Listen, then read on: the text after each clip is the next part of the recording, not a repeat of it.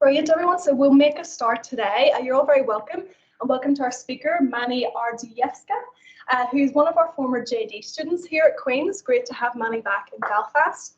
Manni graduated in 2018, and she's currently a doctoral candidate in Lund, Faculty of Law, in the area of health law, gender, critical theory. So Manni's going to present to us today in the area of socio-legal approaches to regulating dying, and we're going to have some Q&A after her presentation. So Manni, the floor is yours. Thank you. All right. So if I just click the PowerPoint, will that do it? And then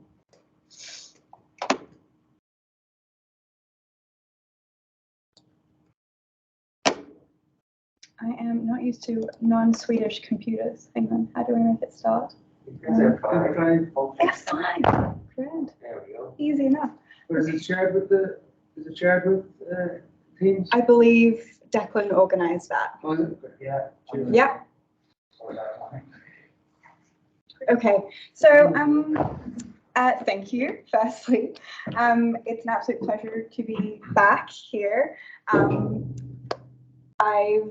I've very much enjoyed my time here, and I'm very pleased to be back again and seeing some familiar faces and some new faces. So this is the first time that I'm presenting my PhD work in person. So that's a new one for me. I'm about 18 months in, and at Lund it's a 4 or 5 year program. So I'm not sure how exactly that translates. I might be a little bit behind the kind of general speed at Queen's. I welcome any feedback, any kind of feedback, if there are any gaps, or if there is anything that needs to be clarified or any suggestions, that would be great. So this is the working title of the project, Dying in the Law, a socio-legal approach to end-of-life decision-making with dementia.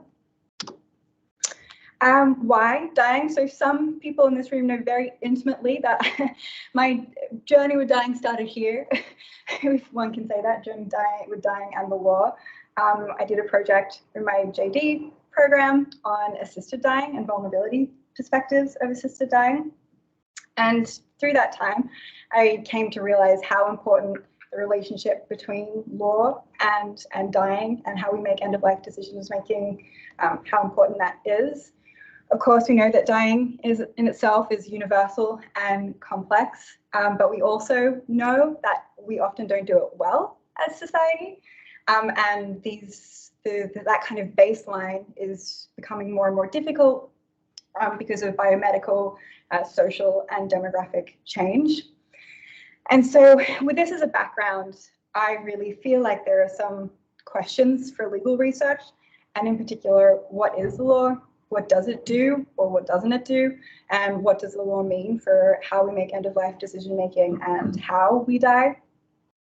I will come back to dementia near the end of the presentation. But dementia essentially acts in this project at this stage as a case study, both recognizing it draws into the demographic change idea.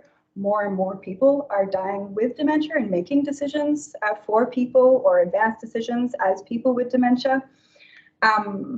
So that's an interesting dynamic in itself. If we're going to look at dying, that's a really big population group. And on the other hand, people with dementia, we can generally characterize them as people who face difficulties with expressing their end-of-life wishes. And in that sense, it becomes an interesting case study to challenge the way we think about how we die, both in terms of the level of kind of the high level of primacy, the primacy we place on autonomy and our abilities to make decisions at the end of life. What does dementia tell us about that? So the general aim is to examine the relationship between end-of-life decision-making and law.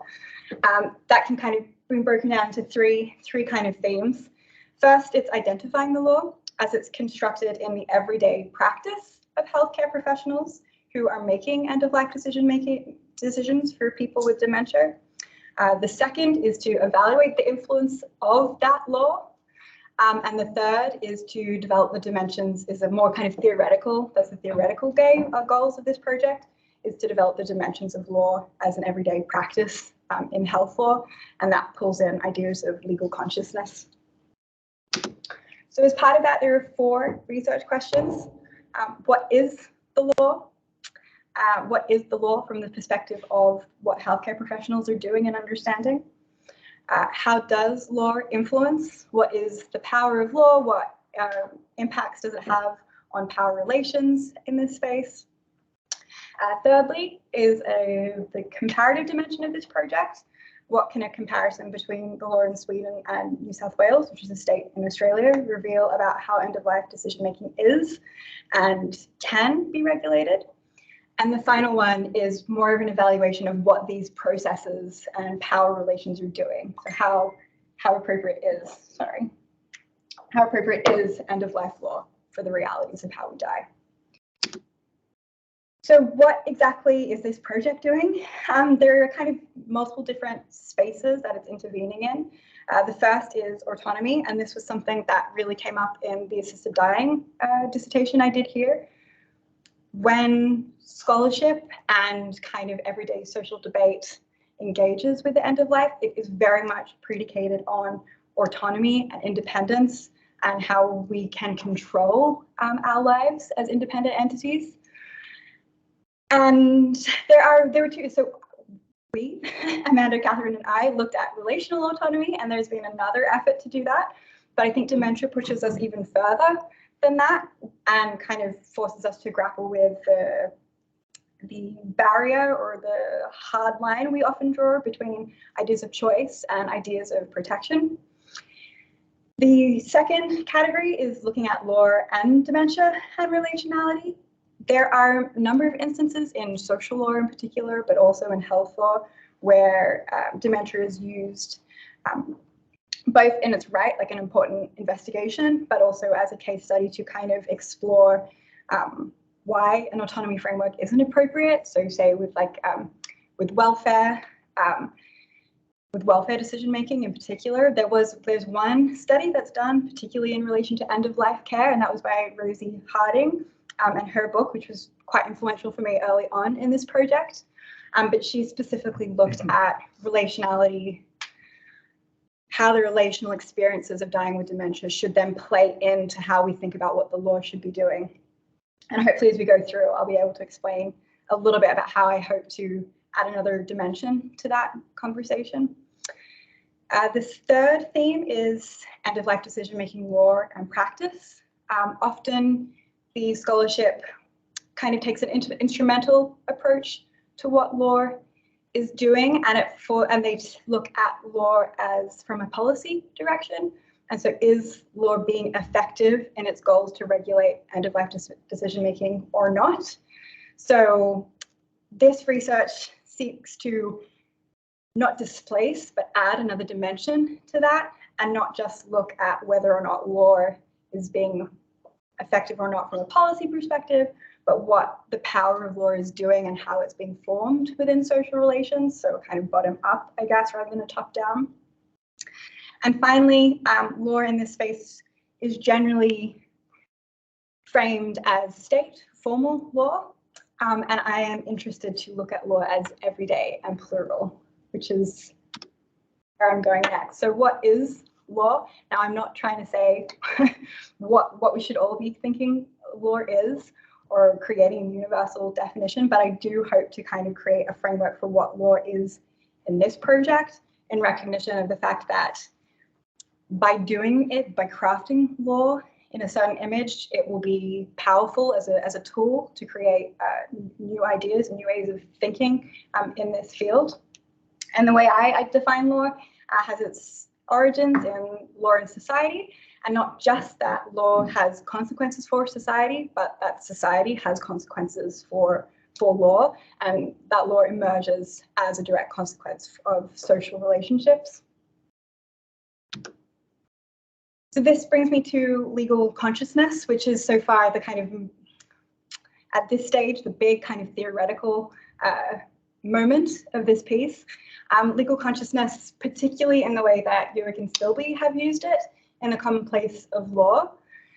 Legal consciousness has its roots in a Foucauldian concept of power, particularly the idea of power as decentralized, that it is created in the way people relate to each other, and that it also is created or evident in moments of resistance. So in this way, law can be understood as social action, and that the presence and consequence of law is only evident in the ways that ordinary people are engaging, avoiding, or resisting the law and legal meanings. A really important part of legal consciousness for this project is that it's not meant to draw on kind of an individualistic sense of the way someone understands or has an attitude or a certain way of believing or thinking about law, but that those attitudes and ways of thinking are actually collective. So it's circular. So we have meanings in social relations, and over time they become patterned, and then we have an institutional structure and meaning, and then that feeds back into the way individuals are understanding and engaging with law. So that's quite an important part, looking at the institutional dimensions of law as an everyday practice. More than just legal consciousness, because legal consciousness often, or been accused, I think that's the right word, accused by some people of being quite state-centric, and I'm looking to problematize that in light of the fact that law is not always doing exactly what we expect it to. So if it's not state law, like what exactly is it? And that follows Harding again in a different piece that she looked at in terms of regulating sexuality, about pluralism and how legal pluralist approach is advantageous when investigating the significance of law in the everyday.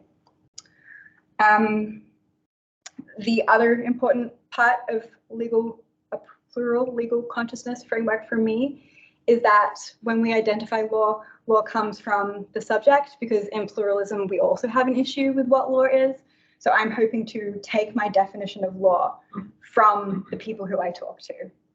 So what that will look like, I don't know yet. I have some ideas, but we'll see how that goes. And that is in line with kind of like a critical approach to pluralism or a non-essentialist approach to pluralism. What does this particular approach to legal consciousness and end-of-life decision-making law do for us? Firstly, it radicalizes what we know as law and enhances an understanding of content and relevance of legal norms in the everyday. So what is law? Again, we kind of understand law in this space generally state-centric. I'm hoping to be able to blur those lines and understand a little bit more about what it is from the everyday, how law matters and what law does. So again, not just a policy dimension, but more generally, what other effects might the law be having that might be unintended, or I guess a little bit more dynamic than just looking at whether we're meeting the policy goals of law. And then finally is the institutional dimensions and power. And this is something that I'm working on now, so it's not as well formed yet, but it speaks back to the kind of collective nature of legal consciousness and the fact that I would like to understand not just individuals, but how things are solidifying and what effect those social relationships are having on the way we make end-of-life decisions. So this is the methodological framework at the moment. So I originally started off in a more kind of policy idea for this project, and that's really why I originally drew on comparative methodology, particularly the idea that whilst we might not be able to replicate exactly what other jurisdictions are doing, there might be lessons. Health law is not necessarily a common place to use comparative methodology because they are very nationalistic in terms of where the frameworks come from. But I also would like to highlight that health law comes from transnational understandings of ethics and bioethics. And so in that sense, there is a lot of crossover and a lot of meaning. The jurisdictions that I'm choosing are, as I mentioned in the research questions, are Sweden and New South Wales. I'm from New South Wales, so I understand that research framework, but I'm also based in Sweden, and have a lot of connections there. But I'll go into that a little bit more. So that's like kind of the big theme, and everything else falls into under that framework. So then we have the case study, which is dementia, and then we have the semi-structured interviews, which help us define the dimensions of the doctrinal analysis.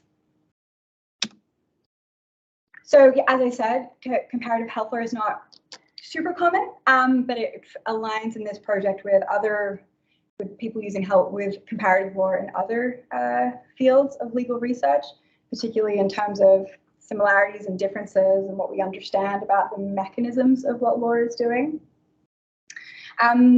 This work does necessarily require a common point of departure, but it's a little bit different, perhaps into kind of doctrinal approaches to comparative law, and I've modeled it on Griffiths, their work, which looked at a comparative study of euthanasia law in Europe.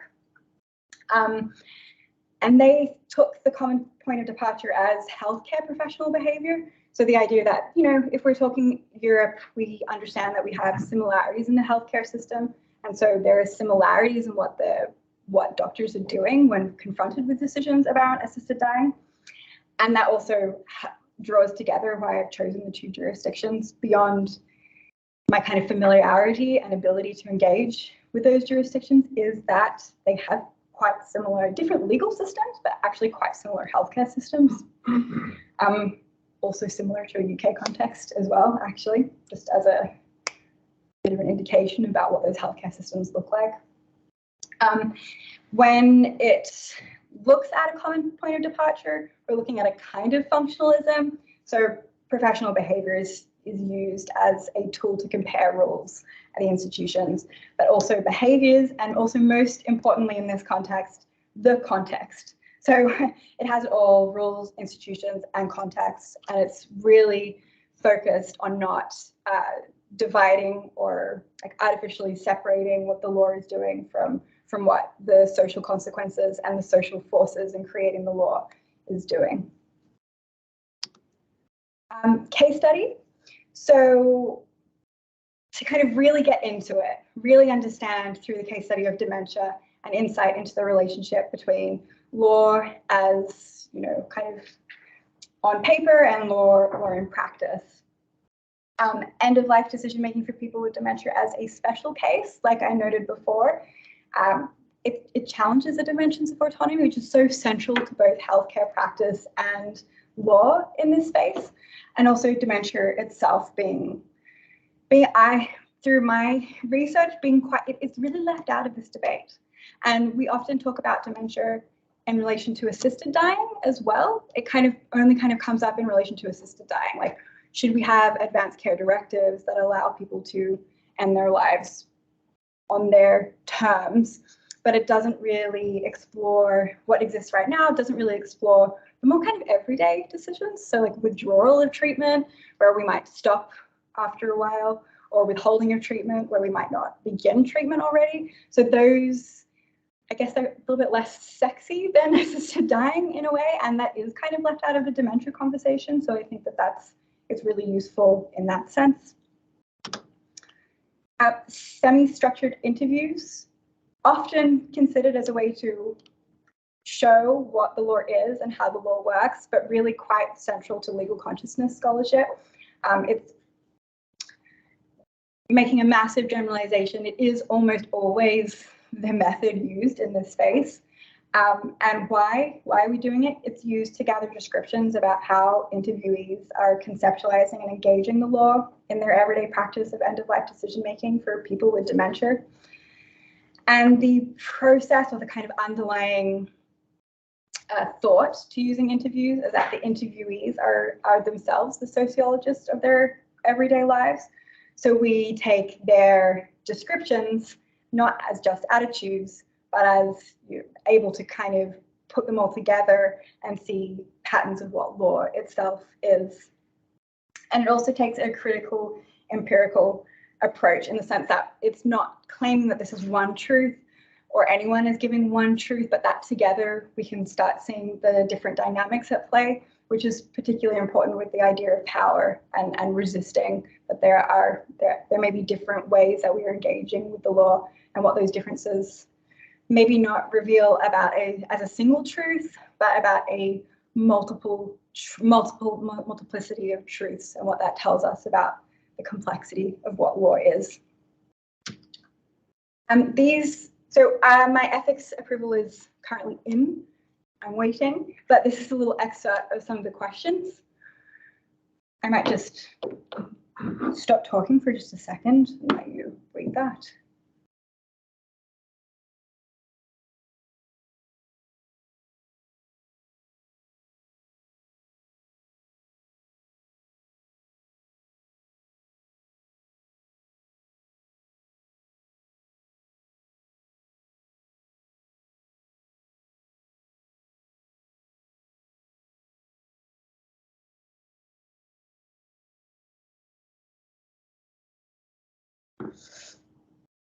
So my fingers are crossed that we get through ethics approval, and I should hear about that in the next few weeks.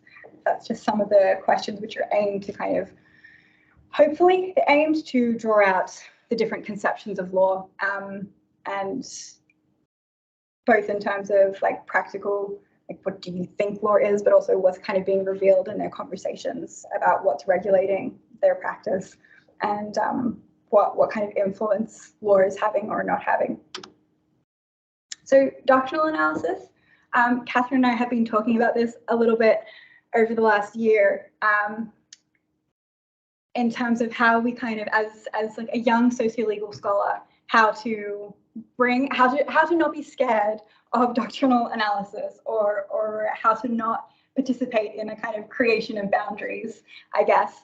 So I would like my doctrinal analysis to be guided by the interviews, and through that to kind of have a basis for what exactly the dimensions of law I'm supposed to be following. So if they're talking about formal legal structures in the interviews, then that will be looking at legislation, at administrative decisions and case law, according to the formal legal structures and sources that are recognized by the two different jurisdictions.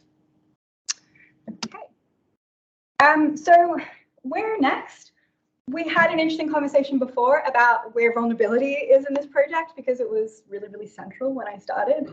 And then I've kind of gotten into legal consciousness and legal consciousness schemas, and how people are working with the law or against the law. And I'm finding myself thinking, goodness, where does the vulnerability come into things? So just as a brief for people who don't know, vulnerability is a perspective that allows us to engage with relationality, and how we don't exist as individual entities, but we exist in relation to others, and we make decisions in relation to others. And through the kind of way that vulnerability is developing in law, it also gives us a basis to then use that framework to challenge what the law is and to make claims for what the law should look like instead. So I think that it remains valuable, especially in the valuation part of this project, but that remains to be seen as things go on. I'm hoping to get started with the interviews sometimes in summer, and then, as I noted in this presentation, also ironing out the dimensions of power and institutions, and what exactly that means. Because I think that there will be an interesting space for professional institutions, like, so as kind of like medical, like the medical association, what kind of influence do they have as kind of a professional body, not just legal institutions. That's me. Thank you. I will just let that go off.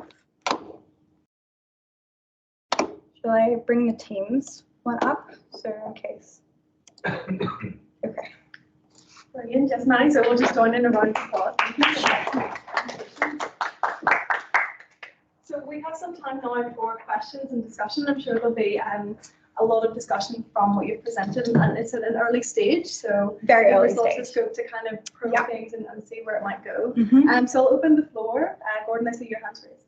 Nice to ask first because actually Manni, I have to leave at 1:30. Yeah. Manni, can you say a little bit more about pluralism? Yes. Is it the value pluralism, or what sort of literature is you're looking at on pluralism? So I'm looking at critical legal pluralism and it's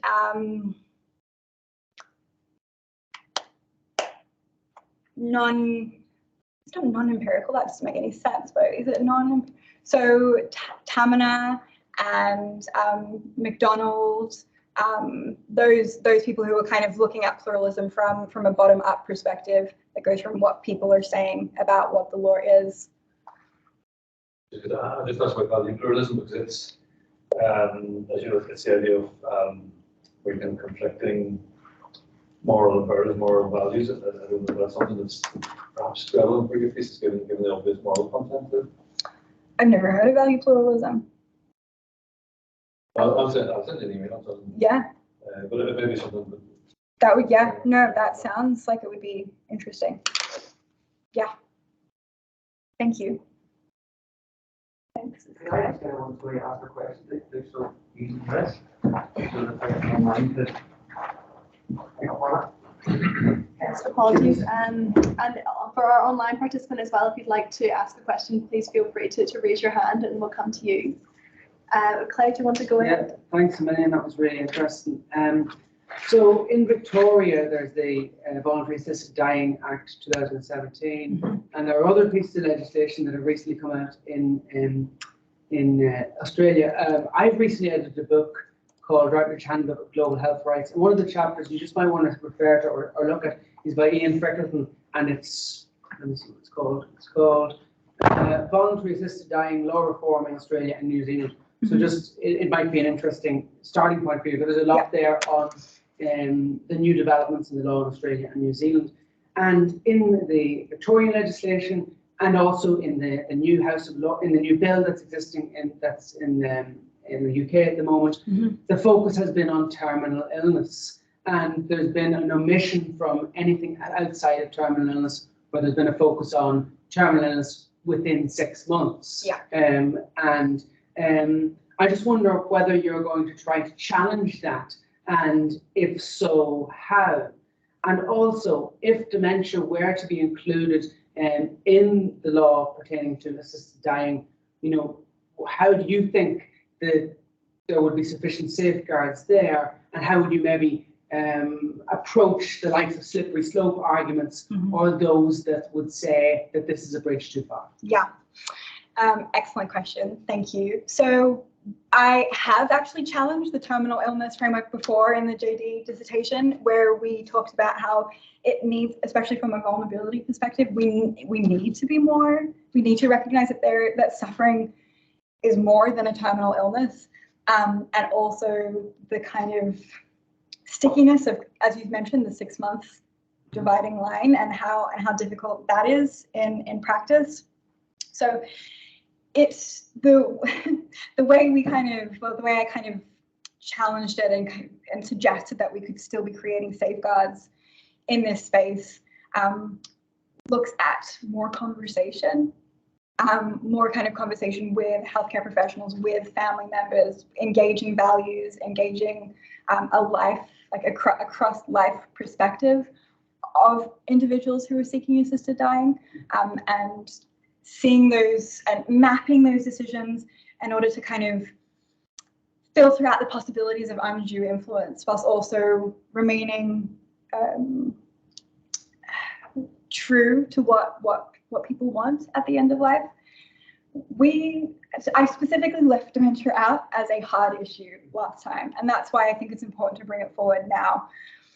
I'm not quite sure what those safeguards would look like, because the safeguard before was talking about it and making sure that there were systems in place that required consultation and review with not just healthcare professionals, like not just doctors who might be willing to participate in end of life, the very practice of it, but also psychosocial professionals as well, and how they could help map the potential for undue influence, and whether it is a choice that is respectful of that person and how they've lived their lives. So that's not going to work in the same way here.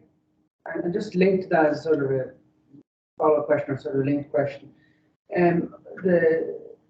The legislation that's being proposed and, you know, other legislation in this area nearly always talks about the capacious individual. And for many people with dementia, they will lack capacity. How do you get beyond that? We'll have to see. Or maybe that will involve some of your theoretical discussions. I, for example, in an article that I wrote, you know, talked about a persisting self. Yeah. You know, and this is thinking about somebody, you know, throughout their entire lifetime, rather than just focusing on an individual at a point in time. Mm-hmm. That type of discussion may well be interesting. And if you want to have any follow-up emails or whatever, yes, I'm happy to provide any advice. I couldn't find that article actually. It looks like it wouldn't come up. Oh, no, I'll send you the PDF. Yeah, that would be great. Thank you. Because I think this is why I'm not, although not actively engaging with vulnerability now, I really believe it has a lot of things to do here, moving away from kind of a protection capacity or not, looking at that. So yeah, your work would also be really interesting in that sense. Thank you. There's maybe an ontological point in that a lot of your frameworks are looking at how we theorize law, and maybe that's the missing bit. How do we theorize the self and its relationship to law? Yeah, that's a good point. I'll go to Heather. Do you have any questions? Thanks, Manni. I'm not really sure I have questions. I have a couple of observations that came to mind as I was listening to your talk. I wonder if there's any merit in looking at the jurisdiction to make statutory wills. Mm-hmm. Because that raises the similar sort of broader policy issues, at which point a person lacks capacity and therefore at which point a court can intervene to assume that role on behalf of someone. So it's not directly in the field, but you might get something by looking at that. That's a good idea. At that literature, because to me it's triggering some of the same broader policy issues, and it is very much on the subject of dementia and people lacking capacity. And I was just thinking that in this statute, will succession law narrative, there's always that sort of discussion and debate, and you know that might play into conversations around when someone actually does lack the basic capacity. There's no succession law case talking about capacity to make wills, and the judge said in it that, you know, it's easy to spot day from night, but at which stage, you know, night becomes dawn, or, you know, darkness descends. It's a more nuanced subject, so I think you might get some merit with the succession law and statutory wills stuff. The other point that was running through my mind, and I think this came up at the very last faculty or school judicial bench forum that we had here at Clyde. I'm pretty sure you were there. Our former student of ours, Patrick Hahn, if I'm correct, who did a law degree and then qualified as a doctor, and he might have given a paper with Amory Farr at that particular forum. Long-winded way of getting to the point that what had come up there, and I certainly know from colleagues who deal with will-making capacity and at what point someone lacks capacity from a medical perspective. There seems to be a bit of a disconnect between how medical professionals do something and how lawyers translate that into a system of rules that require probative value, that require evidential standards. So I have a funny feeling in my head that they might have looked at that is something that I've heard discussed before, that where doctors would apply a certain rubric and a certain decision-making framework from a medical decision-making perspective, how that translates into applicable sets of laws, legal theories, and probative standards is a difficult one. So I think that's something that you might need to be cognizant of. They published a subsequent paper, but it's mostly related to the MCA NI 2016, so quite specific to NI, but there are some of the themes there would be relevant. Definitely. Great, thank you. Do you want to come back on any of that, Manni, or? No, just thank you. That sounds both of those comments sound definitely paths that will prove quite fruitful. So yeah, that's great. Thank you, Hannah. Interesting. No one else does.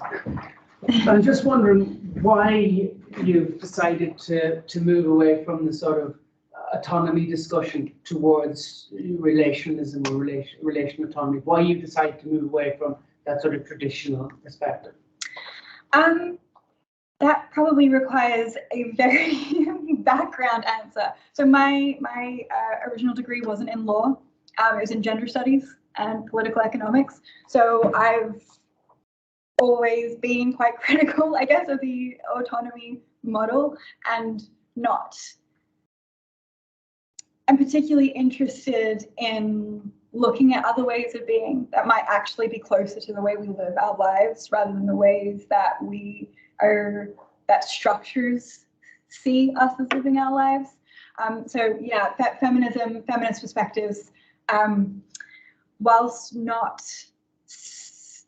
central to this project, I could say that they are essential. They run throughout me and my legal research and my general distrust, perhaps, of kind of formal frameworks that we generally accept, and having a different perspective on those frameworks. And just as a general observation or a query on my part, what does the law say in Sweden in relation to end of life? Or what is the current position? The law in Sweden doesn't say much. Actually, it's a really interesting space that is currently being tested quite heavily, especially in assisted dying. There's been 2 recent cases where doctors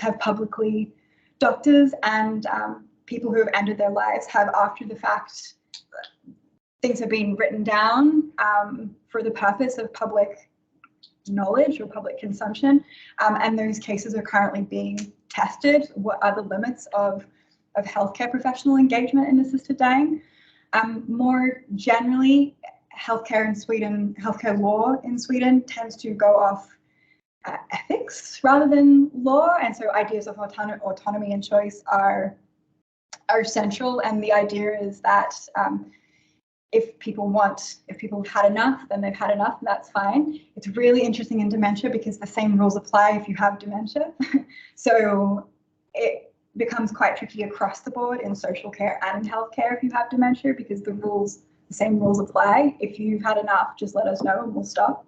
And I think that makes it really interesting that you've got these questions, because it gets to what Heather was talking about, the interpretation from the lens of the healthcare professional versus maybe from the lawyer, which would be fascinating. I hope so. But yeah, it's a really interesting space in Sweden. They have a double effect principle as well in terms of like palliative sedation. So if your principles are, if the main idea is to alleviate suffering, it's okay. If that also hastens death. And the other interesting point is, I think more than in the UK and Australia, doctors have a lot more leeway in terms of making decisions without consultation. I'm looking at August a little bit. This is my husband, everyone, and he is actually a doctor in Sweden. So he's my medical knowledge expert. I'm always like, okay, so how would it work? And it looks like this. So yeah, and doctors are encouraged to consult, but can also make life-altering decisions without consultation with patients and family members. So that's also an interesting dynamic there. And will there be scope within the thesis to consider human rights, or is that getting too broad? I would love it, but I just don't know. Mm-hmm. Yeah. Yeah, I suppose that's really the international human rights law element that would cut across that comparative methodology too. Yeah, it would. And originally that was something that I was quite interested in doing. So we'll just have to see, I think, how it plays out. And if you do have a look at that Frickleton article, some of it is about the international human rights law. Yeah. So it might just be useful. Yeah. I wonder if I could pick up on a point that I think was coming in Heather's question and Clay's, and I think it links back to your framework around legal consciousness. So you set up that you're going to look at kind of state law, which I guess is what these frameworks are and what formally exists in the doctrine of law, and then everyday law, which is kind of more what do people know about law, how does it operate at that micro level. After this discussion, I'm wondering if that binary is sufficient. Maybe there's another level as well, which is how healthcare professionals have a consciousness of law, and that may differ from both the state and the everyday person. I think that's probably quite unique. So maybe there's multiple layers to this. I'm wondering, is that something you're thinking about? Or I guess, how will the thesis navigate the gaps between those different consciousness? I think you've been more articulate than what my brain has been so far around that space, but I think that is probably something that will kind of emerge. Yeah. I think that's something that those gaps is I think why I became fascinated with the idea, because if we are looking at it, it often is set up as a binary, but what are the other dimensions that are happening if, there are still structures and forms and regulations, and if it's not state law, and if it's not what patients think, what is it? And what are healthcare professionals doing? Exactly. And I wonder, does policy and guidelines come in there? I imagine that it would. Yeah, definitely open to that. I think that will be quite a big space. Yeah. And how, I guess, policy interprets the law and provides perhaps differing interpretations, or some areas that are perhaps more grey, or navigate in different ways. Yeah. Mm-hmm. So I suppose, what, Manni, are you aiming to do with the thesis? That was my other question as well. So your JD thesis, for those, Amanda was involved, for those of you who weren't involved, proposed a kind of alternative approach to regulating this area of law. Are you going to do something similar, or are you going in a different direction? I suppose, where's the end goal? That was definitely my initial thoughts. So I still think that that's probably where it's going to go. But I also think perhaps there's a lot to say about an analysis of these systems in and of itself. So we'll see how things go. But it was definitely in the initial plans to create, to not only challenge but suggest. So we'll see. Fantastic. That's a long way away as well. I got all the any other questions from the floor following up? Brilliant. Well, in that case, thank you very much, Manni. Thank you. And we'll look forward to welcoming you back. Hopefully at some point. That would be nice. Thank you, everyone, for coming. I really appreciate it. It was great to get out here and speak in front of people, real people. Wow. It also scared me when you said you graduated in 2018. I know. No, I don't know. Yeah, look at it. Yeah. No, I think that is true. A while ago now. Fantastic. Thank you all very much. Thank you. Great.